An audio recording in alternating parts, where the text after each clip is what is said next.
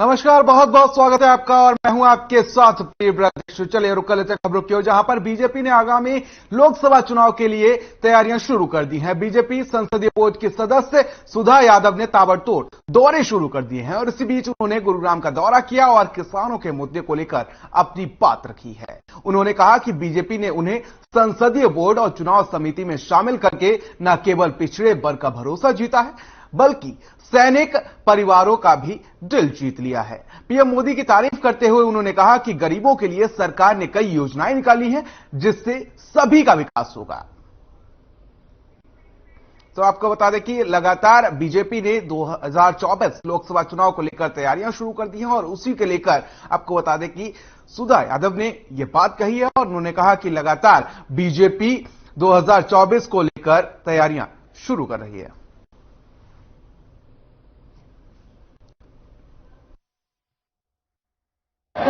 देखिए, 17 सितंबर से नरेंद्र भाई मोदी जी के जन्मदिवस के उपलक्ष्य में 2 अक्टूबर तक सेवा सप्ताह, सेवा पखवाड़ा चल रहा है। उस सेवा पखवाड़ा के अंदर रक्तदान शिविर, वृक्षारोपण, ऐसे अनेकानेक कार्यक्रम भारतीय जनता पार्टी के कार्यकर्ता कर रही हैं। आज पटौदी के अंदर भी एक वृक्षारोपण का कार्यक्रम और वृक्ष वितरण का कार्यक्रम है। साथ में मोदी जी ने, अमित शाह जी ने और नड्डा जी ने जो सम्मान मुझे दिया है उसके लिए उन्होंने मेरा भी अभिनंदन किया है और वरिष्ठ नेताओं का आभार भी व्यक्त किया है।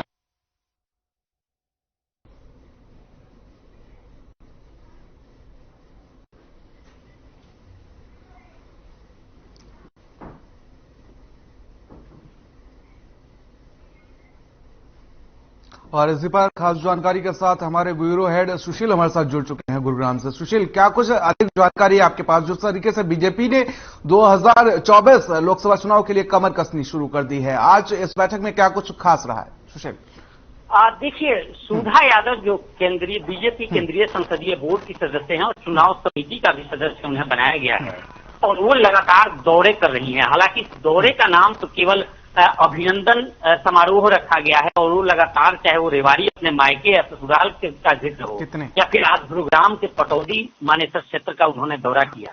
और इस दौरे के पीछे की जो राजनीति है, कहने के लिए तो ये दौरा धन्यवाद ज्ञापन है, धन्यवाद दौरा है, परंतु इसके पीछे की मंशा साफ तौर पर देखी जा रही है कि इस दौरे के पीछे कहीं ना कहीं 2024 की सुगबुगाहट तेज हो गई है।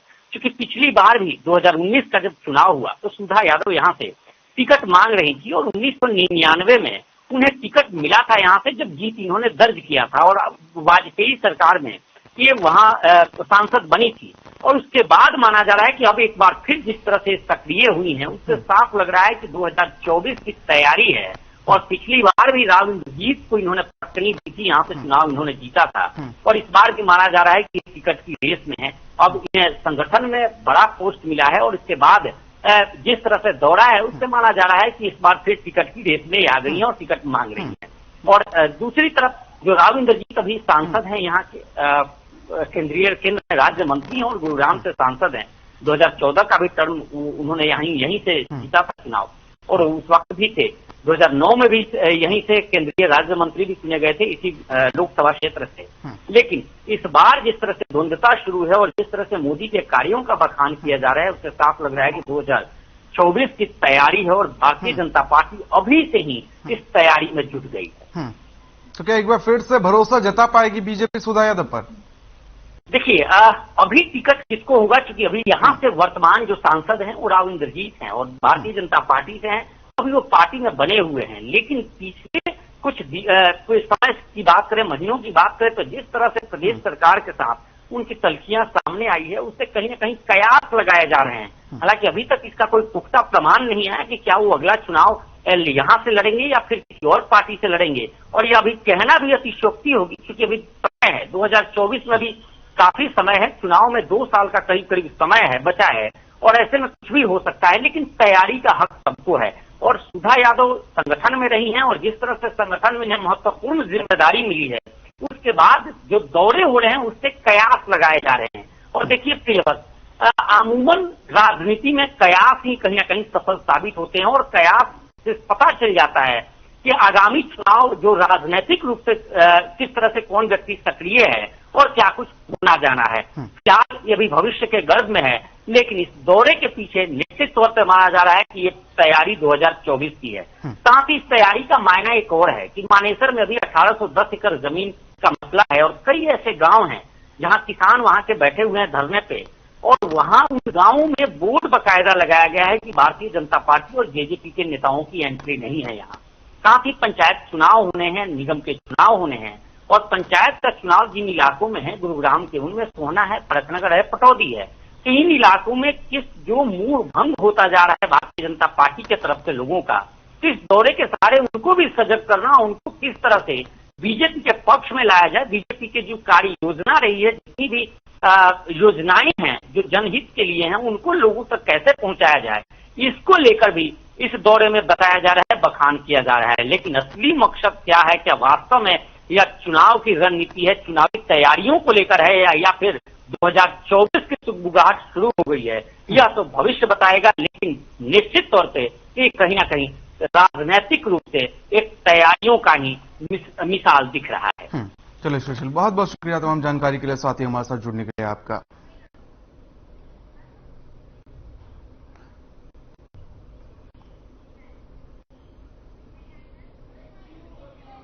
तो गुरुग्राम जिले में भारी बारिश के बीच गैंगस्टर सूबे गुर्जर के ठिकानों पर बुलडोजर चला है और यूपी के गैंगस्टरों पर कड़ी कार्रवाई के बाद से हरियाणा के गैंगस्टरों पर भी जिला प्रशासन की कड़ी कार्रवाई शुरू हो गई है। आपको बता दें कि प्रशासन लगातार कार्रवाई करता हुआ नजर आ रहा है और गैंगस्टर सूबे गुर्जर पर कार्रवाई की है। और लेकिन आपको बता दें कि सूबे गुर्जर पर यूपी की राह पर हरियाणा सरकार ने कार्रवाई की है और 4 मंजिला इमारत को ध्वस्त कर दिया गया है।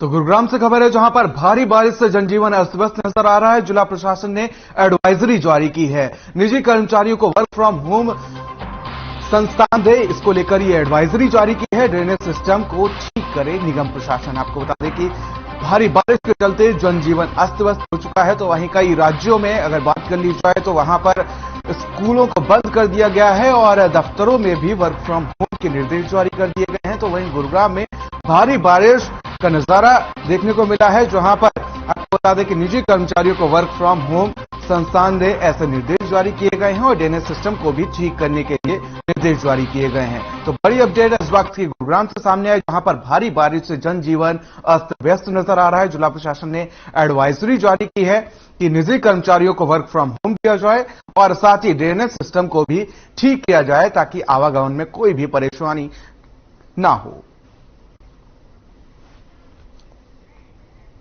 तो गुरुग्राम से खबर है जहां पर आपको बता दें जिला प्रशासन भारी बारिश को लेकर अलर्ट नजर आ रहा है और उसी को लेकर अब जो निजी संस्थानों में कर्मचारी हैं उनको वर्क फ्रॉम होम के लिए एडवाइजरी जारी की गई है और साथ ही जल जमाव ना हो, जल भराव ना हो, उसको लेकर भी ड्रेनेज सिस्टम को ठीक करने के लिए जिला प्रशासन ने निर्देश जारी किए हैं।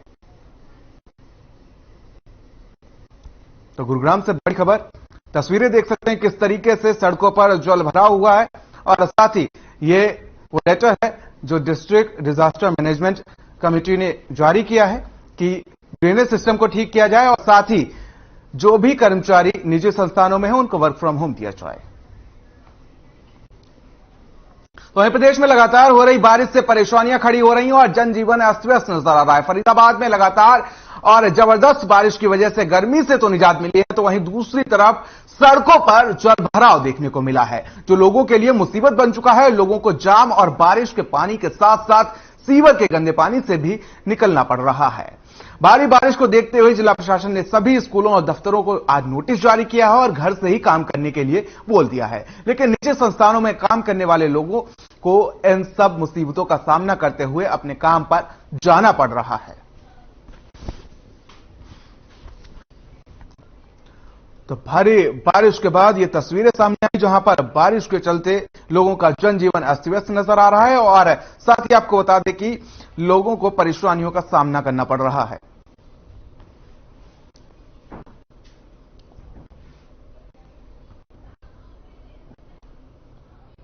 तो तस्वीरें सामने आई जहां पर बारिश के चलते लोगों को परेशानियों का सामना करना पड़ रहा है और साथ ही प्रशासन ने निर्देश दिए हैं, दफ्तरों स्कूलों को बंद करने के निर्देश दिए गए हैं और साथ ही जो भी निजी दफ्तर हैं वो वर्क फ्रॉम होम दें अपने कर्मचारियों को और साथ ही स्कूल बंद करने के निर्देश प्रशासन की ओर से जारी किए गए हैं।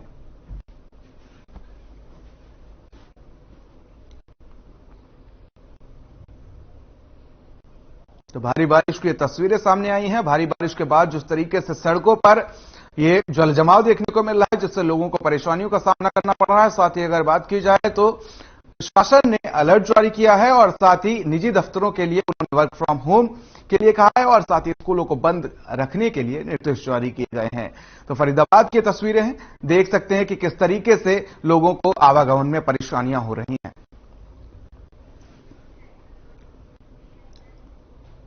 तो सोनीपत में अनाज मंडी में रखा हुआ धान खराब हो गया है। आपको बता दें कि मंडी में शेड की रिपेयरिंग ना होने की वजह से लगातार हो रही बारिश से भीगने से धान बर्बाद हो गया है। तो वहीं शेड की मरम्मत के लिए 23 लाख का टेंडर किया गया था, लेकिन उसके बावजूद भी शेड की मरम्मत ना होने की वजह से मंडी में रखा धान खराब होता हुआ नजर आ रहा है और जिससे किसानों की परेशानियां बढ़ रही हैं।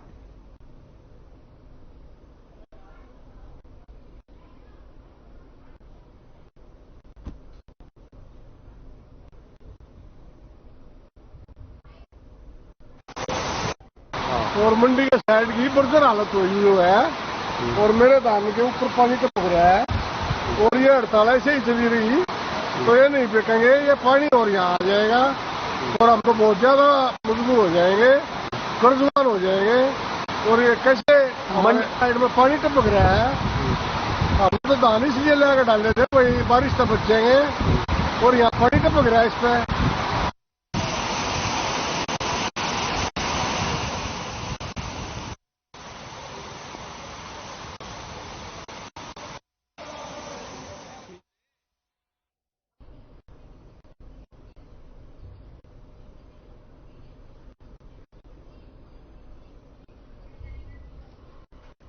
तो वहीं पूरे प्रदेश भर में आड़तियों की हड़ताल के चलते मजदूरों का रोजगार चौपट हो गया है। करीबन 500 मजदूर सोनीपत की अनाज मंडी में सीजन में रोजगार के लिए पहुंचते थे, पर आड़तियों की हड़ताल की वजह से मंडी में कई मजदूर खाली बैठे रहे। दरअसल मंडी में 500 से 1000 रुपए कमाने वाले मजदूर पिछले 4 दिनों से खाली बैठे हुए हैं और सरकार और आड़तियों के बीच लगातार बढ़ती तनातनी ने मजदूरों की टेंशन बढ़ा दी है और ऐसे में लगातार हड़ताल लंबी चलती रही तो मजदूरों को कई दिक्कतों का सामना करना पड़ सकता है। तो साथ ही बता दें कि लगातार जिस तरीके से आड़तियों और सरकार के बीच से यह हड़ताल चल रही है उसको लेकर मजदूरों की परेशानियां बढ़ती हुई नजर आ रही हैं और 1000 से 500 रुपए कमाने वाले मजदूर अब खाली बैठे हैं और ऐसे में उनके सामने खाली बैठने के बाद अगर बात की जाए तो उनके आगे रोजी रोटी जैसी दिक्कतों का सामना उन्हें करना पड़ सकता है।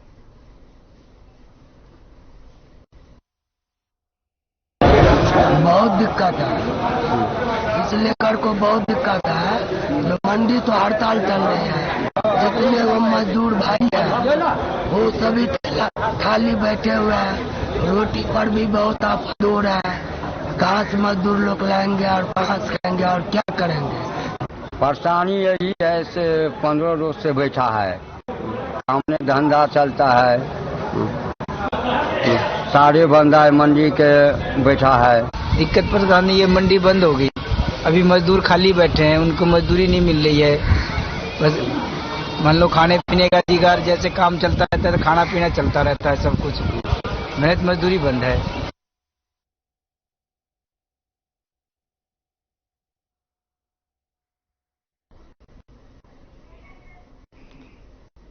तो पलवल के पातली खुर्द गांव में 68 साल के बुजुर्ग की पीट हत्या कर दी गई। और मृतक के भाई ने बताया कि बुजुर्ग भगवाना खेतों में अपनी भैंस चरा रहा था और उस दौरान उसकी भैंस एक शख्स के खेत में चली गई, जिसके बाद गुस्साए खेत मालिक ने 4 लोगों के साथ मिलकर बुजुर्ग की पिटाई कर दी और बीच बचाव करने पहुंचे बुजुर्ग के भाई को भी आरोपियों ने पीटा। बुजुर्ग के भाई अपने परिवार को बुलाने के लिए घर की तरफ दौड़ा और जब वापस खेत पर पहुंचा तो खेत से कुछ दूरी पर बुजुर्ग लहूलुहान हालत में खेत में पड़ा था। बताया जा रहा है कि बुजुर्ग की मौके पर ही मौत हो गई थी और पीड़ित परिवार ने 5 नामजद आरोपियों के खिलाफ पुलिस को शिकायत दी। पुलिस ने मामला दर्ज कर आगे की तलाश शुरू कर दी है।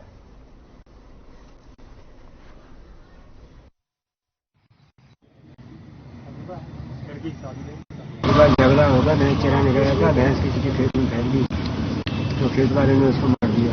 लाठी डंडन तो है थी, मैं अलग भैंस चरा रहा था, मैं देख रहा था दूर से भी, चले बचाने के लिए तो मेरे पीछे भागने लगा। मैं उसको छोड़ के अपने घर में ही भाग लिया। अस्पताल में लाए तो मेरे तक बताया। तो वहीं शासन और प्रशासन के लाख दावों के बावजूद पटौदी में आपराधिक वारदातें कम होने का नाम नहीं ले रही हैं। पुलिस प्रशासन की सुस्ती के चलते बदमाश बेखौफ होते नजर आ रहे हैं। और साथ ही आपको बता दें कि बीते दिनों कुछ युवकों ने पटौदी खंड के गांव भोड़ा कला में कबाड़ कारोबारी सुमित चौहान की गोली मारकर हत्या कर दी थी। वारदात को अंजाम देने के बाद आरोपी मौके से फरार हो गए। वहीं ताजा मामला पटौदी के सेन का गुडाना गांव का है, जहां अज्ञात बदमाशों ने 31 वर्षीय व्यक्ति की चाकू से गोदकर हत्या कर दी। घटना की सूचना मिलते ही मौके पहुंची पुलिस ने शव को कब्जे में लेकर पोस्टमार्टम के लिए भेज दिया। पुलिस बदमाशों की तलाश में जुट गई है।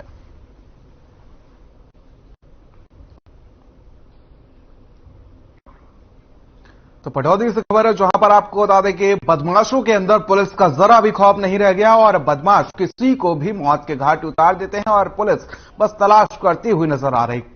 अब ये एक बड़ी खबर सामने आई, जहां पर कबाड़ कारोबारी की हत्या कर दी बदमाशों ने और उसके बाद पुलिस मामले की जांच में जुटी है। झज्जर से खबर है, जहां पर आपको बता दें कि झज्जर जिले के गांव दुजाना में बीती रात 20 वर्षीय युवक ने फांसी लगाकर आत्महत्या करने का मामला सामने आया है। फिलहाल अभी तक युवक के फांसी लगाने के कारणों का पता नहीं चल पाया है और मृतक की पहचान योगेश पुत्र राजवीर के रूप में हुई है। वहीं पुलिस भी मामले की जांच में जुटी हुई है और जैसे ही पुलिस को इस मामले की सूचना मिली, पुलिस मौके पर पहुंची और शव को कब्जे में लेकर पोस्टमार्टम के लिए सिविल अस्पताल भिजवा दिया और आगे की कार्रवाई में जुट गई है।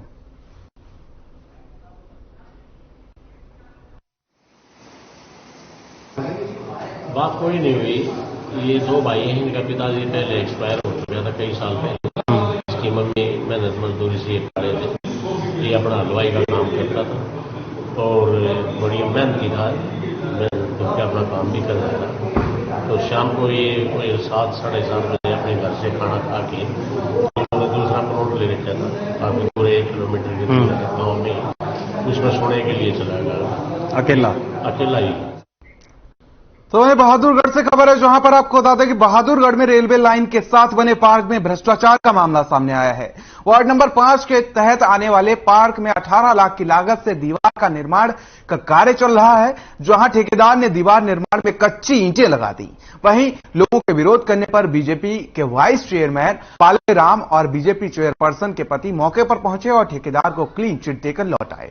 इतना ही नहीं, ठेकेदार ने पार्क में लगी पुरानी लोहे के एंगल और लोहे की जाली भी कबाड़ी को बेच दी। वहीं लोगों ने ठेकेदार का वीडियो बनाकर कबाड़ी से लोहे के एंगल बरामद कर लिए, जिसके बाद मौके पर एमई ब्रिजेश हुड्डा अपनी जेई के साथ पहुंचे और हालातों का जायजा लेकर ठेकेदार को फटकार लगाई, लेकिन इतना होने के बावजूद कच्ची ईंटों की दीवार नहीं तोड़ी गई।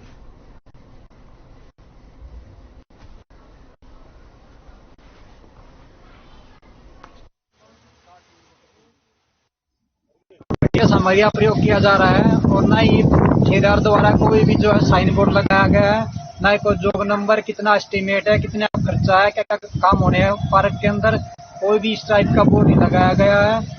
और जो है ईंटें जो है बिल्कुल अब आज वही ईंटें पुरानी पड़ी हुई हैं और पुरानी ही ईंटों से दीवारें बनी हुई हैं। नहीं है कि जो ठेकेदार है उसने लोहे की ग्रिल भी सी, कल हमने वो सोशल मीडिया पर भी डाली थी इसकी वीडियो। उसने कबाड़ी के वहां बेच दिया था सारा का सारा सामान, जो सिर्फ जिस पर सरकार का अधिकार है वो कुछ तो रेलवे का है और कुछ नगर परिषद का है। उसके खिलाफ भी प्रशासन बिल्कुल मौन बैठा है। प्रशासन भी ठेकेदार के इतने कुछ वायरल होने के बाद भी उस पर कोई कार्रवाई नहीं कर रहा। तो मतलब सीधा सीधा कहूंगा प्रशासन में अधिकारी भी इससे मिले हुए हैं। चलिए खबरों में आगे बढ़ेंगे और उपायुक्त शक्ति सिंह ने आज हरियाणा के वीर एवं शहीदी दिवस पर शहीदों को अपनी श्रद्धांजलि अर्पित की है और अमर शहीद राव तुलाराम और जिले के वीर वलिदानी को भावपूर्ण श्रद्धांजलि दी और याद किया गया। कार्यक्रम में सैकड़ों की संख्या में लोग उपस्थित रहे। उपायुक्त शक्ति सिंह ने सैनिक एवं अर्धसैनिक कल्याण विभाग कार्यालय परिसर में शहीदों को अपने श्रद्धासुमन अर्पित किए। उन्होंने कहा कि आज शहीदों की बदौलत ही हम आजादी की हवा में सांस ले रहे हैं।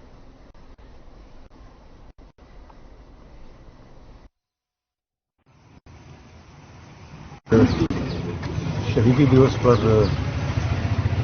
तुलाराम जी को और अपने जिले के सभी उन अमर शहीदों को याद करते हुए श्रद्धांजलि अर्पित की गई है। जिला प्रशासन द्वारा भी नगर के सभी गणमान्य नागरिकों द्वारा भी हम उनकी शहादत को नमन करते हैं। जो कुर्बानी उन्होंने हमारे लिए दी है उसको हम सदैव याद रखते हैं और याद रखते हैं।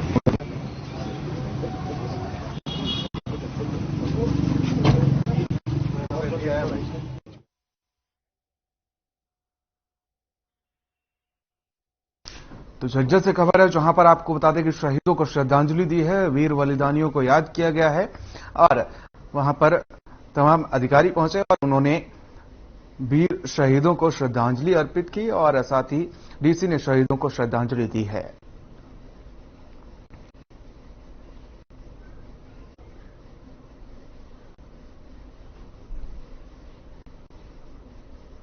तो झज्जर से खबर है जहां पर आपको बता दें कि वीर शहीदों को श्रद्धांजलि दी गई है, श्रद्धा सुमन अर्पित किए।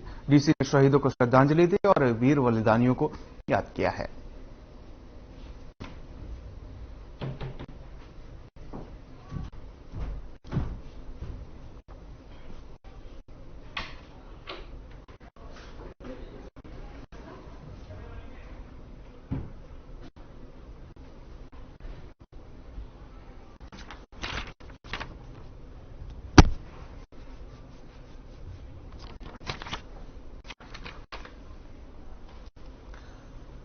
तो झज्जर से खबर है जहां पर आपको बता दें कि वीर बलिदानियों को याद किया गया है और शहीदों को पुष्प अर्पित किए गए हैं। डीसी ने शहीदों को श्रद्धांजलि दी है। तो एक तरफ 1 अक्टूबर से धान की खरीद शुरू होनी है तो वहीं दूसरी तरफ किसान अक्टूबर से पहले ही धान की खरीद को लेकर लामबंद हो गए हैं। कुरुक्षेत्र के शाहाबाद में नेशनल हाईवे को किसानों ने जाम कर दिया और जिसमें किसान नेता गुरनाम सिंह चढ़ूनी भी पहुंचे। प्रदर्शन में जाने से पहले चढ़ूनी ने किसानों को शहीद उधम सिंह मेमोरियल हॉल में संबोधित किया और जिसके बाद वो प्रदर्शन में पहुंचे। चढ़ूनी ने कहा कि जब तक धान की सरकारी खरीद जल्द शुरू नहीं की जाएगी तब तक किसान राष्ट्रीय राजमार्ग को नहीं खोलेंगे। उन्होंने कहा कि चाहे लाठी मारो या फिर जेलों में बंद करो, किसान पीछे नहीं हटने वाले हैं।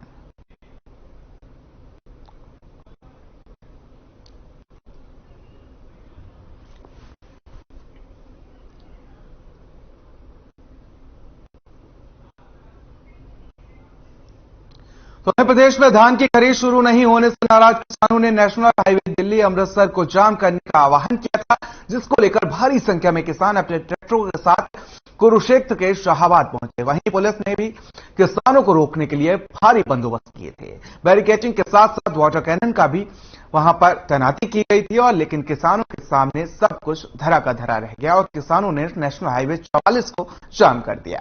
बता दें कि पिछले दिनों से हरियाणा में मंडी आड़ती हड़ताल पर हैं और बारिश की वजह से लगातार मंडियों में पड़ी रही फसलें खराब हो रही हैं और इसके चलते भाजपा के राष्ट्रीय अध्यक्ष और किसान नेता गुरनाम सिंह चढ़ूनी ने 3 दिन पहले सरकार को अल्टीमेटम दिया था कि या तो 22 तारीख तक खरीद शुरू कर दी जाए, नहीं तो 30 को सभी किसान शाहाबाद में नेशनल हाईवे जाम करेंगे।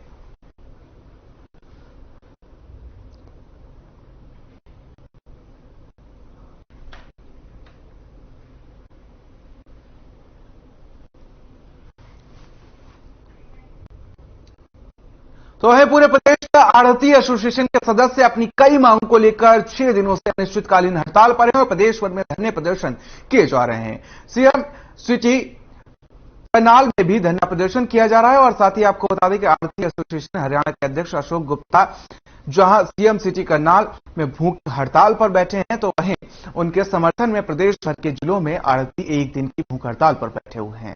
इसी कड़ी में यमुनानगर में भी आढ़ती एसोसिएशन के आह्वान पर आढ़तियों ने प्रदर्शन किया और प्रशासन के खिलाफ जमकर नारेबाजी की और इस दौरान कुछ समय के लिए आढ़तियों ने हाईवे को भी जाम किया और अब बाद में आढ़ती एसोसिएशन के कई सदस्य एक दिन की भूख हड़ताल पर बैठ गए। आढ़तियों का कहना है कि उनके प्रदेश अध्यक्ष अशोक गुप्ता सीएम सिटी करनाल में भूख हड़ताल पर बैठे हैं और उनके समर्थन में यहां भूख हड़ताल की जा रही है।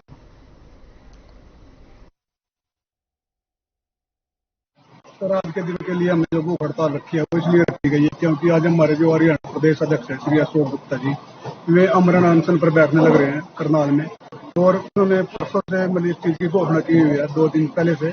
और सरकार की तरफ से उनके पास ना तो कोई सरकार का कोई नुमाइंदा आया, ना कोई इनके पास कोई मैसेज या कॉल आया कि हम यहाँ पर अनशन पर बैठने लग रहे हैं, अमरण अनशन पर बैठने लग रहे हैं। और हमने सीएम हाउस का घेराव भी करने की कोशिश की, उसी टाइम ये घोषणा कर दी गई थी।